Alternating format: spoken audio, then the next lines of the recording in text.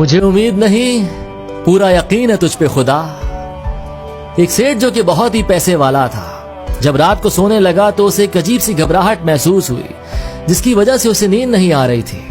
تو اس نے سوچا کیوں نہ مسجد جا کر کچھ دیر بیٹھا جائے، شاید دل کو تھوڑا سا سکون مل جائے۔ رات کے 2 بجے تھے اور وہ مسجد چلا گیا۔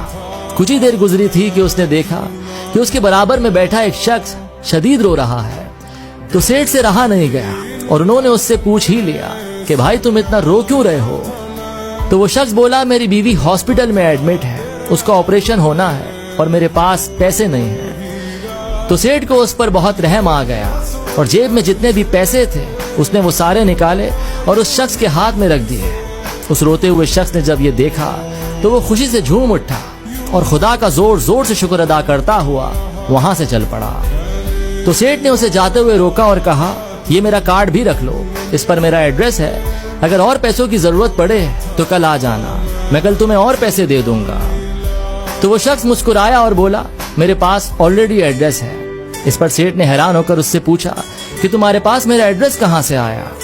تو وہ شخص خدا کی طرف اشارہ کرتے ہوئے بولا میرے پاس اس کا ایڈریس ہے، اگر مجھے اور پیسوں کی ضرورت پڑی تو میں پھر یہیں آ جاؤں گا، اور جیسے آج آپ کو یہاں 2 بجے بھیج کر اس نے میرا کام کروایا ہے ویسے ہی دوبارہ پھر وہ کروا دے گا۔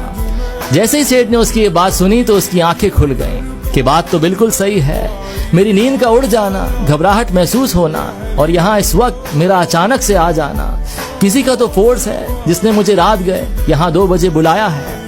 تو یہ پوری کائنات ہمیں دینے کے لیے تیار بیٹھی ہے اگر ہمارا بھروسہ اس خدا پر گہرا ہو، اور اگر ہمارا بھروسہ گہرا ہے تو پتہ نہیں کیسے اور کن راستوں سے وہ لا کر ہمیں دے گا، ہمیں پتہ بھی نہیں چلے گا۔